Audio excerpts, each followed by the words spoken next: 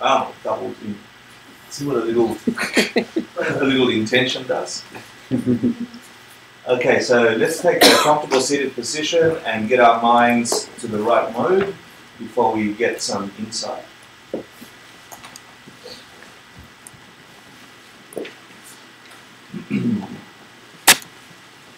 If you've never been here before, if you've never meditated before, pretend that you know exactly what you're doing. Nobody will have a clue.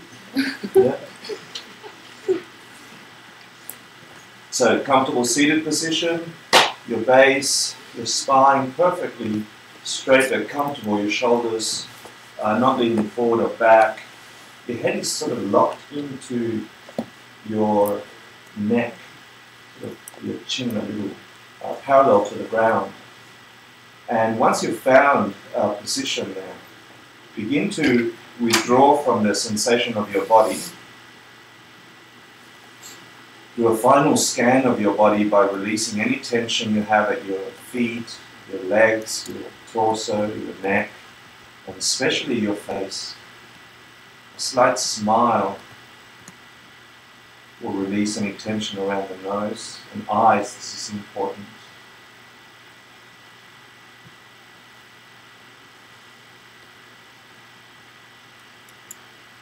And begin to focus your mind on the sensation of the breath. And there's a couple of techniques you could use. You could focus on the very sensation at the tip of your nose and see if you can catch every millisecond of the feeling of the air entering and exiting your nostrils.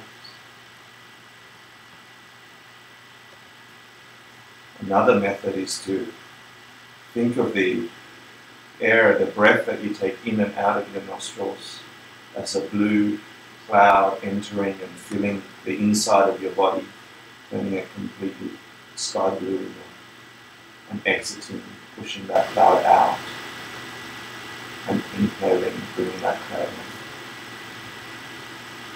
Just do a few rounds of this until you are absolutely absorbed by your breath.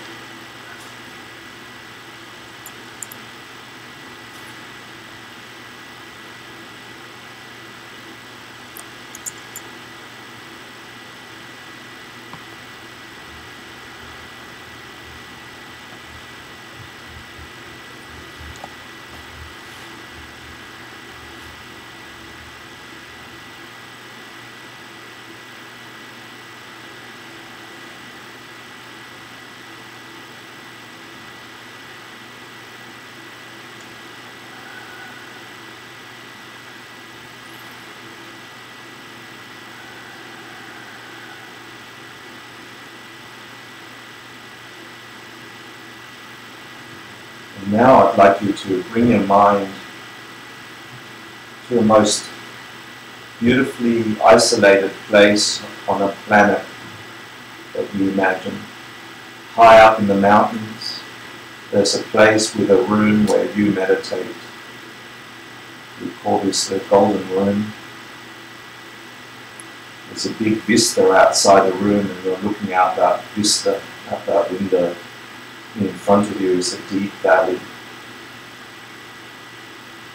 a mountain range in the distance and vast horizons, infinite blue sky above that horizon. Observe that blue sky, no cloud in the sky.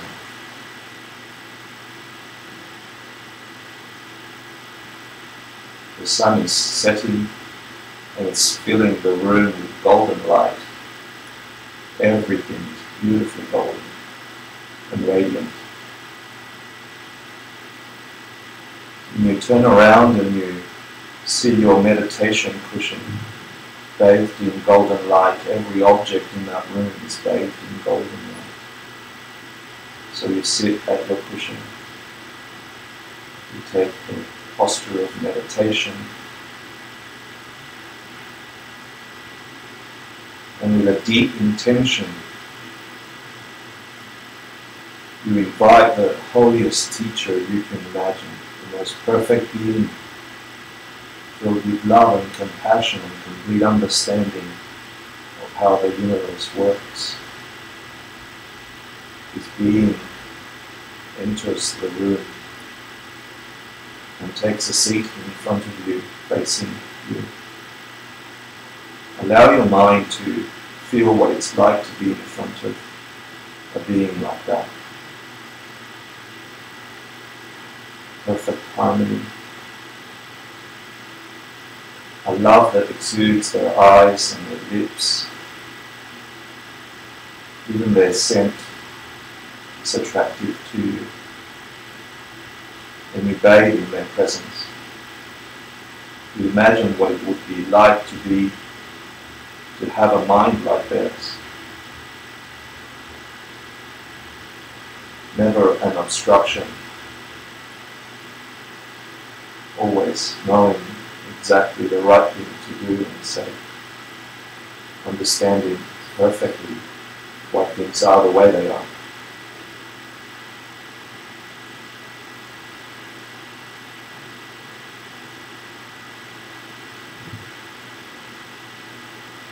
And it's just you and them in this room. Far away from everything else.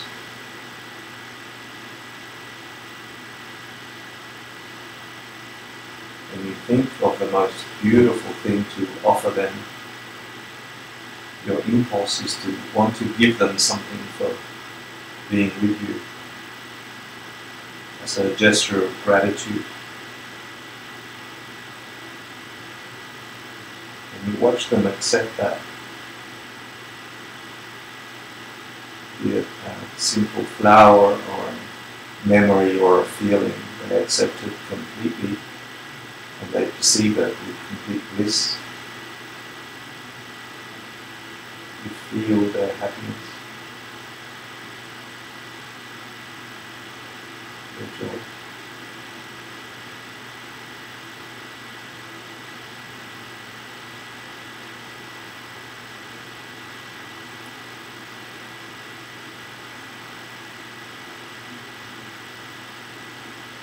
And then being in front of a being like that, you have a want to clean up any obstructions from your mind, anything that could grow into a harmful thing. So you think back at the last day or so and think of the most harmful thing you did with the wish to clean it. You look at something you could have avoided. Maybe it was getting angry. Maybe it was having hatred or jealousy towards somebody who got what they wanted. And you realize that this is contrary to what you really want your mind to be. So you get some sense of regret in your heart. If you had the chance to do that again, you would behave differently. And so consider next time any of those things arise, how differently you would act with wisdom, with compassion.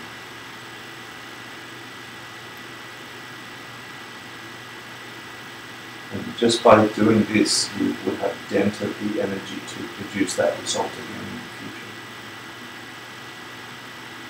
And feel a little free from this.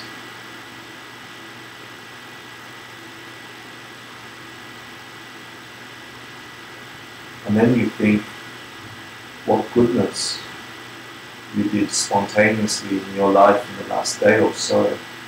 Truly look at what you've done that produces goodness in your world. Where have you been kind? To whom have you shown love? Where have you used patience? Allow yourself to step into that moment, that memory, and imagine it growing and covering the entirety of your life and the life of those around you, a goodness. And feel a happiness for knowing what to do, a joy.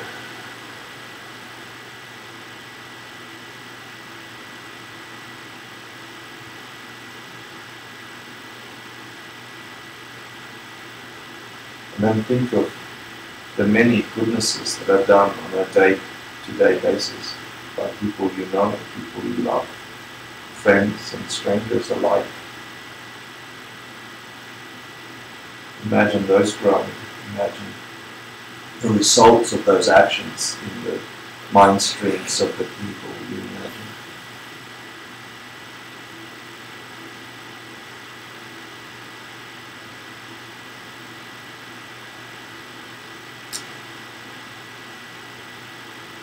And with that feeling of joy in your heart for having done good, look at this teacher in front of you. Imagine the mountain of wisdom and ask them please to always teach you. May every word you hear turn into wisdom. May you know exactly what to do. May they show you exactly what to avoid doing.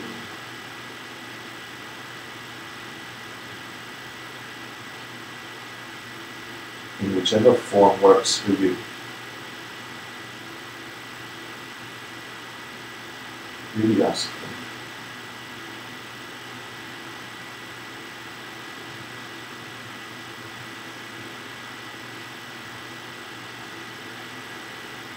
And they smile and agree. So ask them to always stay close. And as you ask them that, you watch them rise up and turn the same direction you are, getting smaller and brighter, until they are resting just above the crown of your head. Powerful, bright, translucent.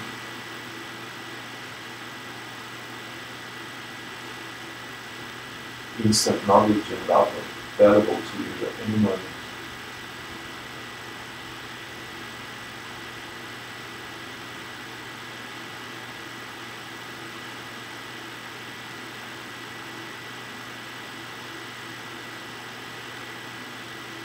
Recognizing that every instance of goodness you perceive in them, every wisdom, is a moment of that wisdom in your mind.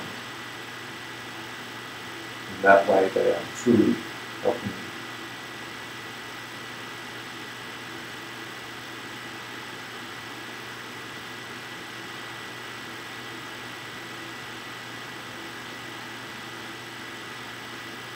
When you're ready, you can open your eyes.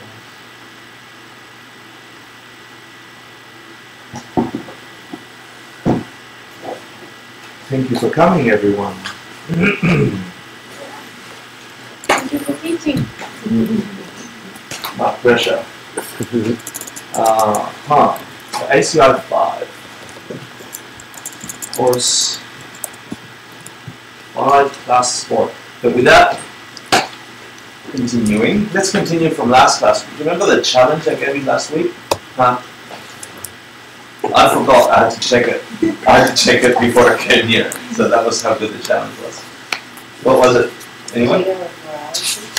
To think of the 10 non-virtues and see how close we come to them throughout the week, right? Who didn't do that? Well, what if you're doing it anyway? They didn't do it consciously. Yeah. No, I didn't do it. So the idea is, last week we learned a whole bunch of things, and it was to see if you could occupy your mind about why these 10 non-virtues were the top 10 of the 84,000 things you could possibly do wrong. And by wrong, it's not because someone's judging you, it's because it will harm you.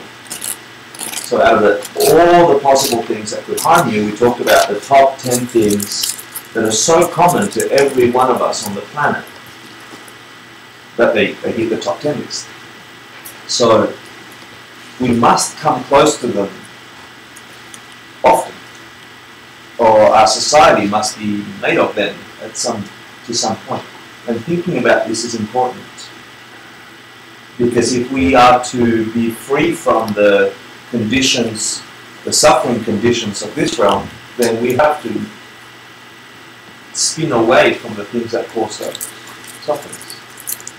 So we'll cover that again towards the end of the class when we talk about the correlations. But But before that, let's quick review. What's the book we're studying for everyone that needs to catch up? What's the book we're studying? The name of the book we're studying is Abhidharma Kosha. Abhidharma Kosha. By the end of the 10, 12 weeks, you will remember some of these things, right? This is important. What's Abhidharma Kosha? Who wrote Abhidharma Kosha? Master Vasubandhu. We are also reading a commentary called Treasure House of Higher Knowledge. No, Illustration. Illumination of the Illumination, Foundation. yeah, That's it. to the Path to Freedom by the first Dalai Lama. So this explains this old text called the Abhidharma Kosha, which is, what's the English translation? Treasure House of Higher Knowledge. House of Higher Knowledge. Good. By the way, every time I do the review, I'm trying to get you to remember all the answers to the questions I'll ask in the final exam. Okay? So I'm only ever going to review the questions that you will have at the final exam review.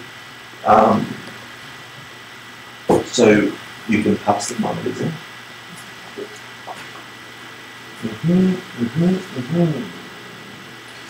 Then we covered the first few lines of chapter. What chapter covers karma in the Abhidharma Kosha? Chapter 4. The first few lines talk about what is karma. Movement of the mind. What is karma? Movement of the mind. Movement of the mind. And it's not that you have to remember it because it's a good thing to remember. This is like somebody, the Buddha, had an insight into a law of how things are. If you believe this, then this is an explanation in the human realm of what this is. So the movement of the mind is karma. Karma is action. What was another line from the first line of the 4th chapter? Everything in the world. Multitude. All the multitudes come from karma. Yeah, correct. The multitude of worlds come from karma. And when we talk about worlds, we're talking about the 6 realms according to those of you who do the Wheel of Life or who are coming to hear the Wheel of Life teaching. So what this means is every single existing thing, every world comes from karma. So that's a big statement. Yeah? They don't come from what? God. A creator being or I have nothing else to say. or a Big Bang theory, right? But in those terms they were explained in slightly different ideas. But they're basically saying, look, your entire existence, everything that occurs comes from karma. And karma, so this is important. If this is true, then what the hell is karma? And karma is the movement of your mind. The movement of your mind. Of your mind. Your mind. Yeah? This is your brain, this is your mind in this system. Every time your mind moves from perception to perception to perception to perception, this is karma. This is what's producing your every world. Now, this is a metaphor, this is literal, but we're here to find out. Right? So then, this course delves into some depth what the hell this means. The 4th chapter of the Abhidharma Kosha is the place where all Buddhist traditions go to understand this insight. And the 4th chapter is so full, I brought a sample to show you guys for you who want to have a look in the break. We're only going to cover such a small snippet that these ideas that we're sharing with you are the core essence of what's in chapter 4. And then if this is true, if your worlds come from karma, and karma is your mind shifting from second to second, then we want to find out how that functions, why that produces, what's good and what's bad, and why do you suffer and why are you free. That's the whole point of this course. Last course we learned about past and future lives and the whole idea of the mind stream, the continuum of consciousness. why you're here and what happens to you when you finish here. So it is vital to understand, well, that collection of stuff is our consciousness, the karma that sits in that, the movement of that thing produces my reality. So this world could have been a completely different world, literally, for you. And even if you don't want to take it literally, if you want to take it figuratively, that's also true. You could have been Madonna. Maybe not. Lady Gaga. The new Madonna. So let's go and find out. So that was the first line. We're still reviewing two types of deeds or karmas. Give me a division. So there's lots of ways to slice this idea of karma. What's two types? Motivating and motivated. Yeah? So what does motivating mean? It's your mind, right? So you have, very simply, you have your mind doing something.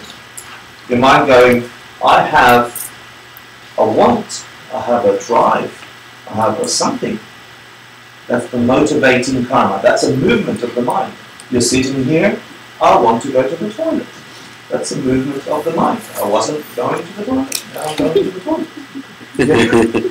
That's a karma. Wait, right now? No, right now. That was a karma. And then... I'll try. No. And then you do something. So that's motivated karma. And you do something with there's two ways you can act out that mental karma. So that's a movement of your mind, karma. Yeah? And then there's two ways you can act out that motivation. So from motivating karma to motivated karma or deeds, and they are of? That's a one way to do it, but the two gateways that you could do communicating and non-communicating are? Speech and body. So you have a movement of your mind, motivating karma, that's motivating stuff to happen, and then you say something. I want to go to the toilet. Right? Yeah? Or you take yourself to the toilet. You go to the toilet. That's it. But that's true for absolutely everything that occurs. Your mind never stops. Your mind is literally creating your experience because your mind is forever churning, and they say 65 a second. 65 a finger snap. 65 distinct movements of mind, a finger snap, are creating the entirety of this moving thing. However, to whatever level you take it, literally, figuratively, it doesn't matter. Your mind continuously perceiving is moving you to do all sorts of things. You know, my back hurts, scratch it. You know, like that's motivating karma, motivated karma. And we are caught and run by this theme. So it's vital to understand how we can operate with it, how we can shift it towards the results we want it to be, rather than be dragged by it like a dead fish in a stream. So then out of those karmas, you have some that are communicating and some that are non-communicating. Right? So this is another way to think about karma, the movement, intention. We're going really slowly and deeply into what is it to have perception? What is it to have existence? It's to have mind. The mind moves. The mind has motivating karma. The mind forces us to do things with our body and our speech. Everything is always recorded. Nothing is lost. And some of the karmas are communicating. They tell people something about what you are and who you are. So what's the example that we talk in the text, in the commentary, that we talk about communicating karma? Karma that communicates. Anyone? I don't believe that I can't get the Don't do it. Yeah? It's prostrating. Yeah. Prostration. Or bowing. So in the conventional world, just to address the, and so in the conventional world, you see people doing certain things, and when you watch them, you observe them, that communicates something to you. Oh, they're being nice and virtuous, they're giving money to the poor. Do you really know what's happening in their non-communicating karma, in their mind? Do you know what's really happening in their mind? You can't tell. But I bet you if you see somebody doing a deed, you will have some kind of idea. Your mind will pop up with an idea of what they're doing. Yeah? You might see a virtuous act on the street and go, oh, that's communicating to me that they're giving money to the poor, they're kind people. And then a millisecond after, your karma comes into play as well, telling you, I bet you they're doing it for pride, or I bet you they're doing it because they're really truly kind, or that's also a movement of the mind, and that's a secondary movement of the mind. Right? That's just the next millisecond. So what's an example of? So you get the communicating karma? Are we all? Yeah. Non-communicating karma. I'll let someone else answer. When you take a vow and that is that the seed, but it cannot be seen or cannot be. Okay, so something's happening inside, right? It's non-communicating because I can't tell what just happened to you. So let's say you took the example that you see is because they talk about these things in the monasteries. They're only ever going to use Greek rules examples, Buddhist examples, monastery examples, right?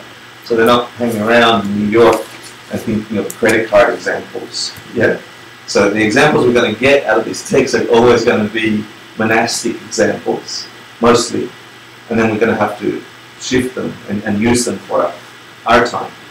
So the example they used in the text for communicating was someone taking a vow. So that's a karma. Someone gets on their knee and says, I vow, I commit, I strongly want something to occur.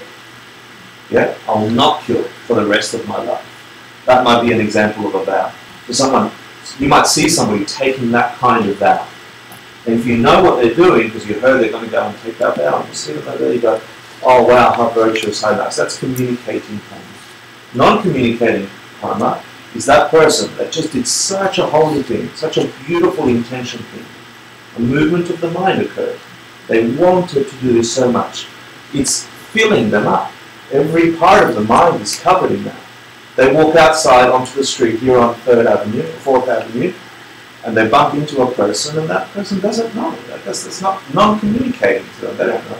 It's just some dude that bumped into me, So you could be annoyed at them or whatever, but there's nothing communicating to you that person has that karma inside them, has that potentiality, that thing that they so strongly committed to that it's carried inside of them.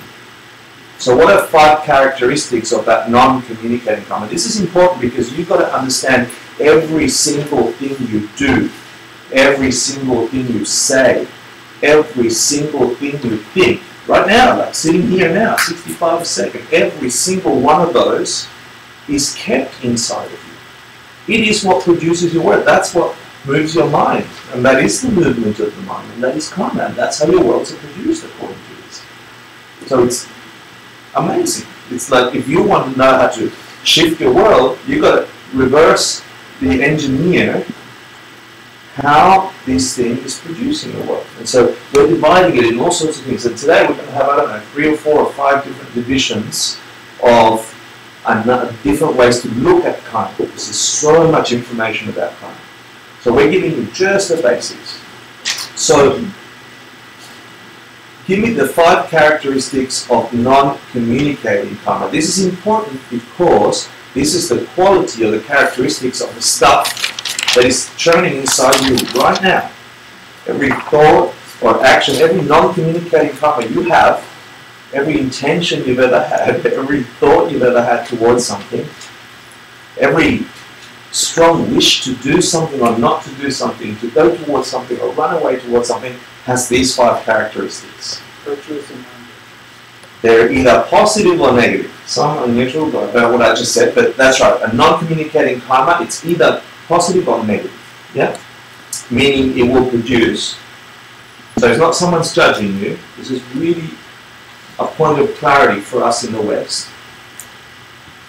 It's virtuous or non-virtuous, which means creating good or negative. It will produce a good experience for you or a bad experience for you. That's already a hint about why bad experiences are bad experiences and why good experiences are good experiences. That's one out of the 5. What's the other ones? Even when you're distracted, it's still Yeah. still happening. So you've gone to the toilet and you think that it's not following you, but it's still growing inside of you. Good. You're distracted. That's something else. Okay, so what's that called? No mind meditation, right? They called it no mind meditation. What this means is even when your mind is at the deepest, most subtle levels of meditation, that thing is still growing inside you. It's still there. What else? Good. The 4 elements, the qualities of In this school, they say it's stuff. Like it follows you like physical stuff. It's a subtle physical thing, like a light. Or, yeah, it's a subtle physical thing. And the one more? stream. It goes on in a stream. Yeah, it's continuous, meaning it flops from one moment to the next, from one moment to the next, from one moment to the next. So what we're talking about stuff that was written 350 AD, about stuff that was written 2,500 years ago. How do we use it? This means every single thought you've had ever since you were birthed and before is still inside you, and it is what's producing your world. And you can't shake it off, even if you go to the toilet. And you can't shake it off, even if you're in deep, deep meditation. You want to know where your world comes from? You've got to dig deep into the storehouse of karma, according to this. You want a different way of sorting out why your world doesn't work the way you want it to work? Try this for a little while. According to this, this is where worlds come from. This is why a dog perceives this world different to you. This is why, for those of you who came to Nepal, that whole experience of looking at the world through the Nepali eyes is forced upon those beings. Why were you born here and not there? Why do you have hot water and not them? Why can they laugh and not you? You know? That according to this, your world comes from these things. Highly important to know what. So then we had one way to divide it. Yeah? 3 types of karmas. Yeah? They were Good karma, bad good, karma. bad, or neutral. Right? Virtue, non-virtue, and neutral. Right? Someone give me the definition according to the Eastern tradition of Buddhism of what is virtue. Because growing up a Catholic, I thought virtue was being good to Jesus. If I wasn't, someone was going to come and get me. I still got that feeling, even though I'm 40-something. So what's virtue? Something that gives a good deed that gives you a pleasurable experience and protects you from suffering. And ultimately, it ultimately leads you to Nirvana. nirvana. That's a little, a virtue is something that in the short term will give you a good experience. Yeah, that's it. So a positive that produces a positive, life produces life. Yeah? But ultimately leads you to nirvana. I like that. That's hope.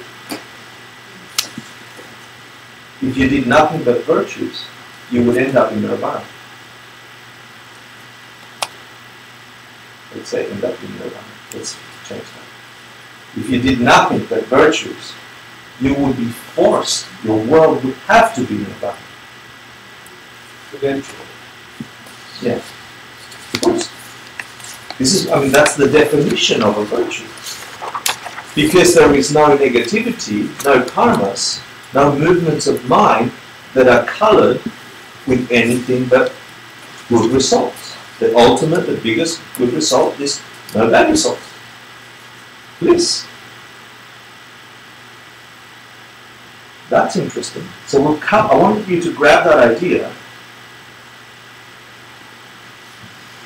And that's why the metaphor of the seeds is useful here, because if you imagine your mind as a garden with forever sprouting all types of flowers and seeds and trees and so on, the one that's most predominant, the one that overruns all the others, is what your world is most of the time.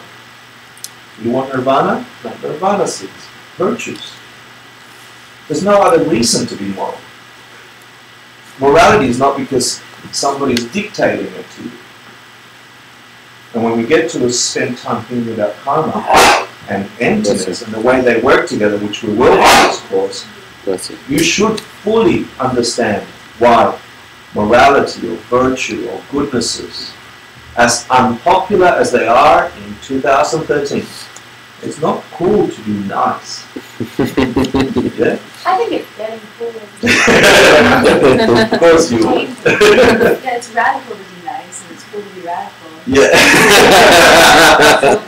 Well said. Exactly. But I'm talking about popular culture. I think you know what I'm saying. Yeah. Oh, good. Let's be nice then. Let's continue. So what I'm saying here is, if you look at the metaphor of seeds, and you want some of those things to overrun your entire world, that's how you experience nirvana. That's how your world is nirvana. So then we have neutral, and then we have non-virtues. Do you want to talk about non-virtues? Yeah? The definition they give, or that we gave in the class notes and the homework, was a deed which brings you an unpleasurable result. But I think there's kind of an implied, which they don't say, is that it also continues suffering. So if good deeds lead to nirvana, bad deeds, they give you short-term negatively, but it's also perpetuating a shitty life. But it perpetuates more shitty life, more of the same, more of the thing. Yeah. And it wears out your energies. Good. Agree. We should write to Vasubandhu and do that. We're Facebook friends.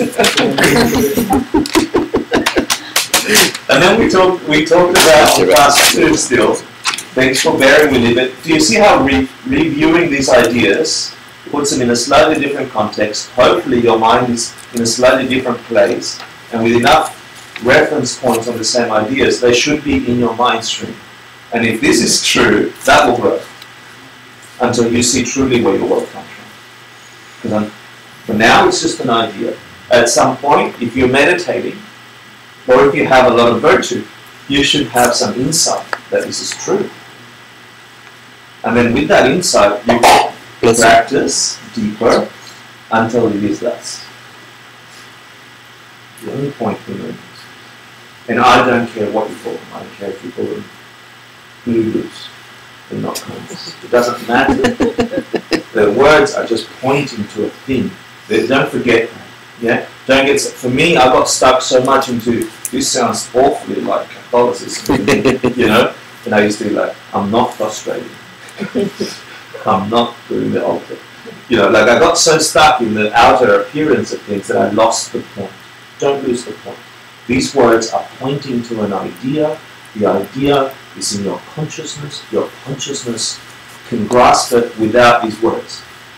But unfortunately, we need these words to communicate. Sorry to get meta. Then we talked about some virtues that were virtues of their own right. Is that what we talked about? We talked about the first 5. There were 5? Yes. Yeah? What were the 5? I'm going to cheat. You can cheat, or does someone remember them? No, I want you to try and remember them first. The 5 things that just being in those states are naturally virtues. What are the first 3? Non-something, non-something, non-something. Well, we can start with the 3 poisons and say it's the opposite of that. Non-desire, non-hatred, and non-ignorance. Non-chicken. Yeah, non-chicken, non-snake, non-pig. Yeah, for those of you, which is ridiculous. The plug-in for Real Life now.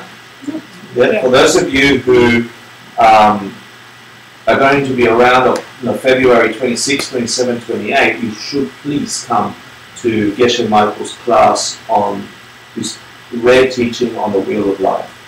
And that at the core of the Wheel of Life, which is an image that depicts the entirety of the Buddha's teachings, at the core of this, the thing driving up every suffering are these three poisons. These are so incessant in our nature by being here on this planet, ours and insects and animals. It's ignorance about how things truly work, that the way the world truly functions, that's depicted as a pig. It is hatred or repulsion, and another way to say that is ignorantly disliking. Don't want that, don't like that, don't feel good, run away from that, don't like it. Or ignorant, that's depicted as a snake because it sheds its skin. And the other one is ignorantly wanting, craving, liking. I want that, I want that. Because it will make me happy, the thing will make me happy. I don't want that, it will make me unhappy. We're ignorant of what really makes us happy, what really makes us unhappy. And so by doing this forever, millisecond after millisecond, oh, I don't like that, I don't like that shape, I don't like that color, I don't like that smell, I don't like this thing, I like that, I want that, I don't want that, I like that. Our minds are doing this all the time. And they're doing this without a basis, not knowing really where things come from. Because if the world comes from the movement of your mind, drinking that soda, drinking that alcohol, doing that, punching that person, or stealing from your colleague, that will not do it. We're planting karmas ignorantly. So the three things that are virtues by their very nature are non-desire, non-chicken.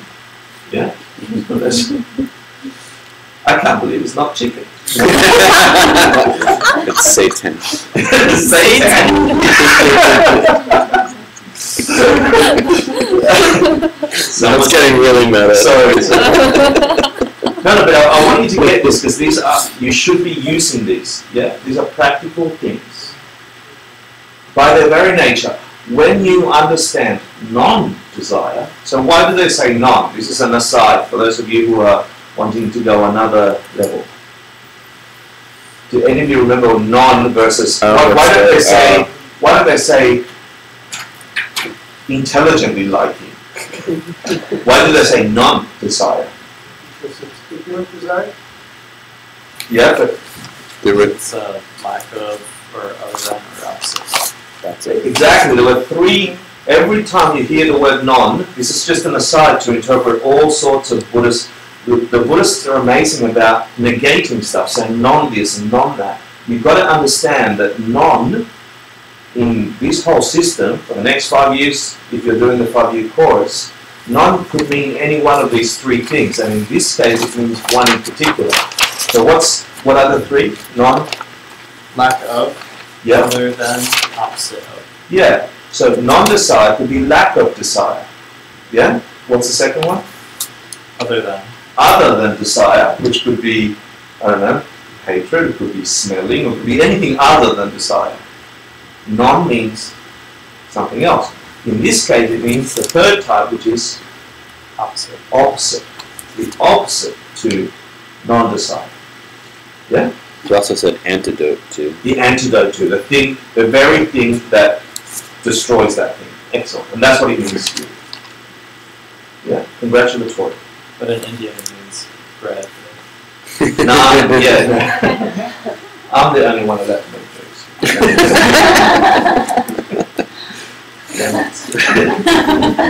Did you just get that now? No. Yeah, that was funny. No.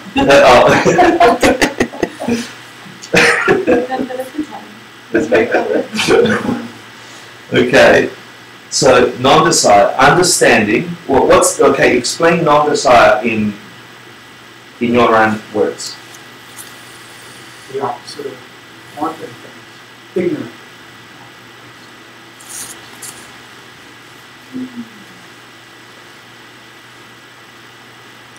Say it again.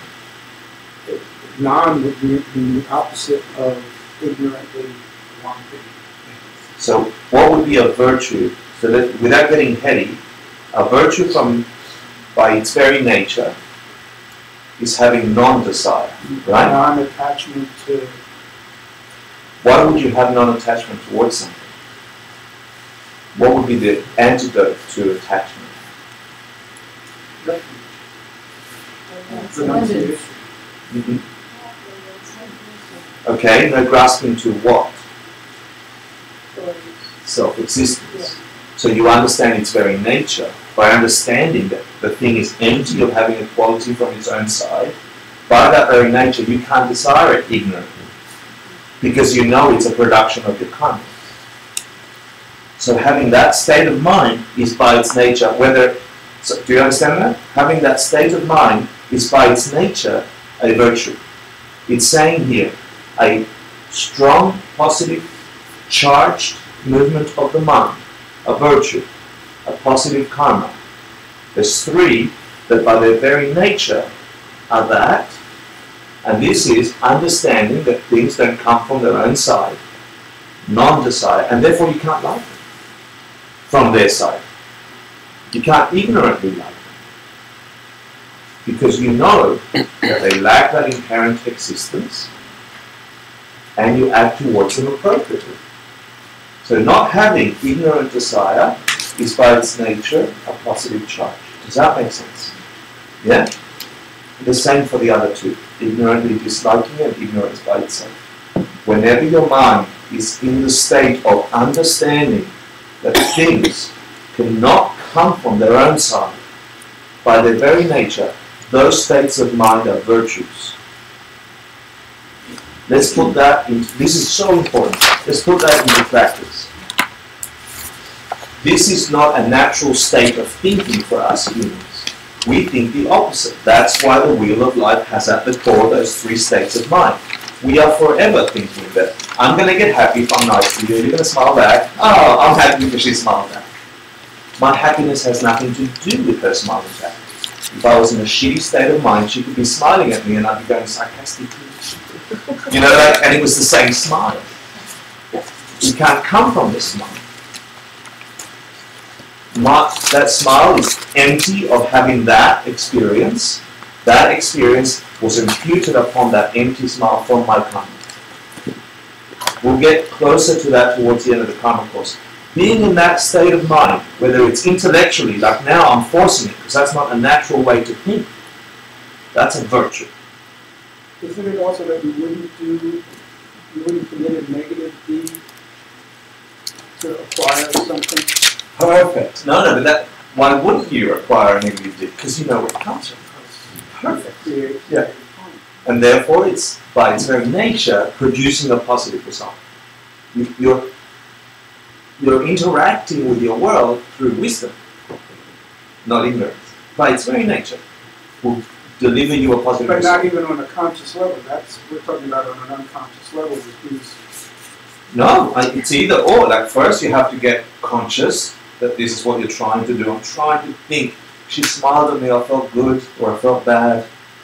This is really from her. As I'm doing that, and I'm getting close to non-desire, in regards to not desiring her to do another smile in the ignorant way, that in itself is a virtue. Then why do they say that these are by their own, something like by their own nature? By their very nature. They're not from their own side. Okay. Yeah. Yeah? By their very nature. Meaning, when you abide in that state of mind, you can't be planting a negative karma.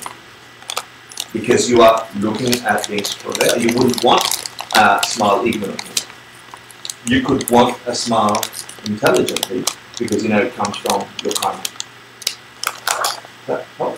This was an aside. Yeah, I just thought they were kind of like, you didn't have to think about it. Your mind is, you get to a point where your mind is trained and you no longer even think about it. This is the way you think. Correct, and at some points of meditation, you will get in that. And when you are subconsciously doing this, that's also a positive karma. But I'm saying even consciously making efforts in that way is a virtue. Yeah. So there's two more virtues by their very nature. Mm-hmm. And we asked you, I think, in the homework to give us the Tibetan for them. Oh, that's right. One was Shame. shame, and the other one? Consideration. Consideration. So what was it? Not committing negative karmas because of yourself, and not committing negative karmas because of how someone else would think. Also very important. Why? When you get this idea of shame, yeah, even if you're alone in a room and you do the right thing, because you're understanding cause and effect, by its very nature, that is a good thing. That will produce a good result. Withholding from doing something that would otherwise create a negative experience for you, withholding from a negative deed, is the only suffering, I guess, the only negative experience that produces a positive, if you want to term it that way. The act of restraint from doing bad is a good thing. Does that make sense? And then there's two ways of expressing that. One, for your own sake, or for shame, for thinking, you know, nobody's watching, I'm going to do the right thing. So you're in the bathroom of Starbucks and there's $1,000 in $100 bills on the floor. You saw somebody walk out of the bathroom, you're in the bathroom now, and you have a choice. You could put it in your pocket, walk outside, and never see anybody again, or you could go to the Starbucks person and say, do you know if somebody's lost some money? The first thought is, would I do that? If nobody ever found out, would I keep it? Or would I want to return it to the person that lost $1,000? Yeah, I'd keep, no. Well, think about that. If you knew where things come from, if you knew that abundance came from giving and not stealing, if you knew that for a fact, you'd have to give it back instantly. You wouldn't even second guess yourself. The fact that we're second guessing is that we think if we keep it, we'll be happy.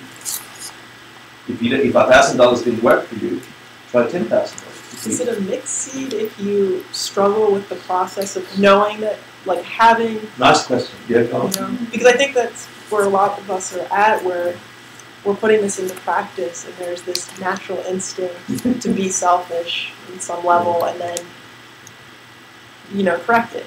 Yeah. So, avoiding a bad deed for reasons pertaining to yourself or others is a positive deed. So, 65 a second, right? Mm-hmm. You have 65 options for negative charge, positive charge, negative charge, positive charge.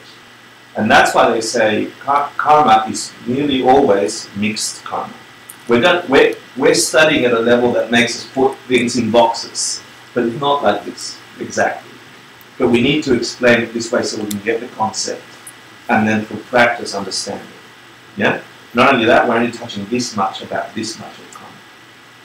But that's a great question because it's practical. What do you think will happen when you're thinking, should I give it back? Oh, I'm going to be rich. Millisecond after, I should give it back. If it was my money, I'd want it back. So what do you have there? Two karmas connected.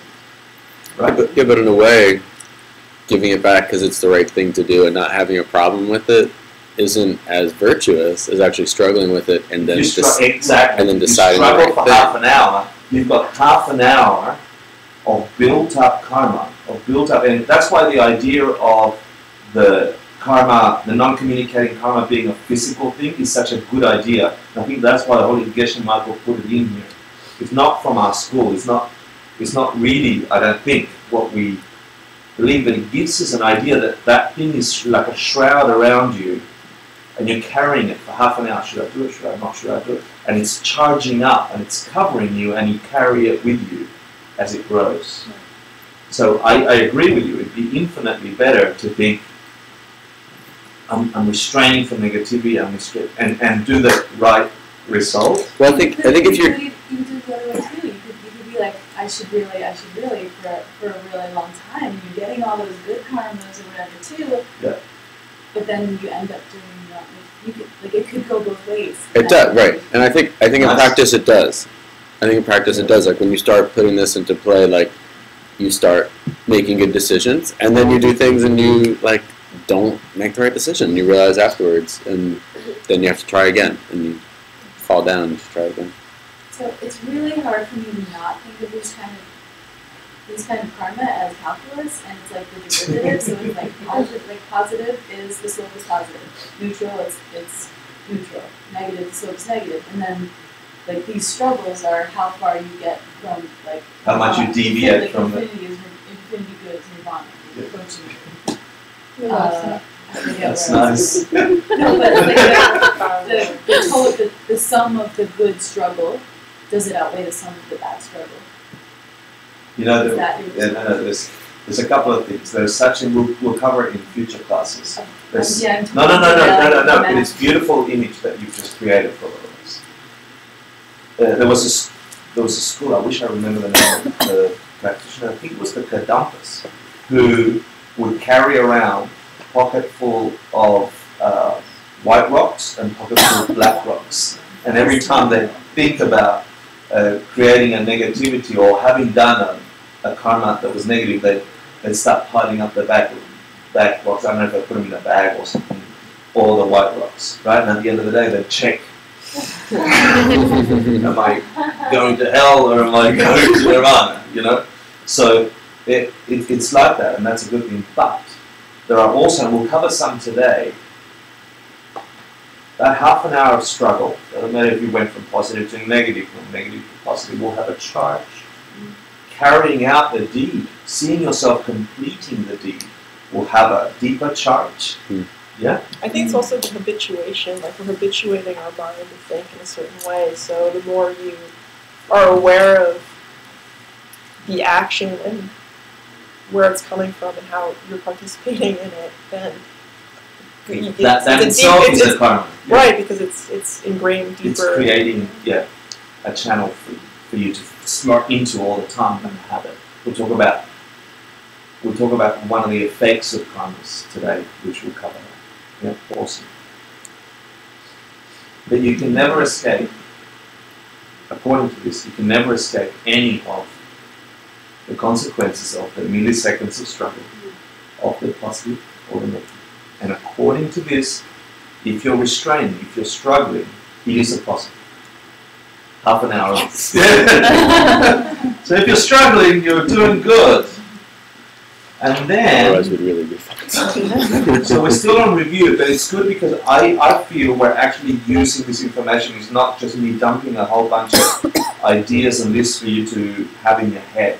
You need to be able to put this into practice when you have challenging experiences in your world.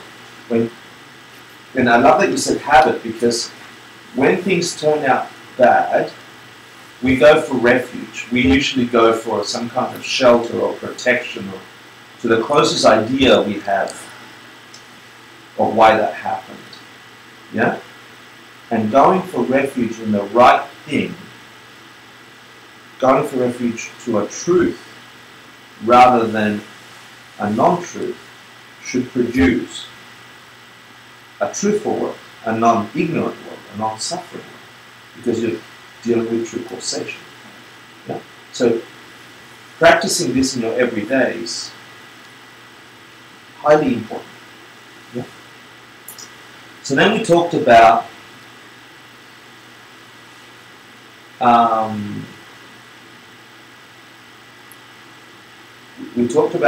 virtues and non-virtues. Yeah, so class 1 we talked about what's karma, movement of the mind that creates the whole world. Then we started studying what types of karmas are there. Then we talked about what's positively charged and what's negatively. We started dividing karmas, and we came up with the 10 non-virtues, right? And the assignment last week was, let's think about how close we came to them on our everyday, and this idea of concentric circles. I want to share with you just for a second. So first of all, let's talk about the 10 non-virtues. Out of all the possible karmas, out of all the possible things that create your world, either suffering or happy, these are the top 10 that will destroy the world. You have the top 10 that are harmful to us. And the reason they are the top 10 is because we're doing them all the time or coming extremely close, or our world is made up of them. So let's get the top 10, and what I'd like to do is, first of all, run through them, because we didn't run through them properly last week. through the negative, and then do a complete flip side into the positive. So there's 3 gateways that you can plant karmas, right? There's motivating karma, which is the mind. Karmas are movements of the mind. And then there are 2, body and speech, yeah? 2 other gateways. So these are the 3 gateways of which we plant all karmas. So I need you to now think from now on in the course that karmas can come from any one of these 3 places. You are seeding your world in any one of these 3 gateways. The first gateway, and the most powerful one, is your mind. And then your body, and then your speech. And then your speech, and then your body. Yeah? So let's talk about the first 3 of body. The first 3, out of the top 10, there's 3 that are done through the gateway of your body. Actions with your physicality, with your, what are they? Killing, stealing, and sexual misconduct. Yeah, we talked a little bit about them, but we didn't talk about in depth.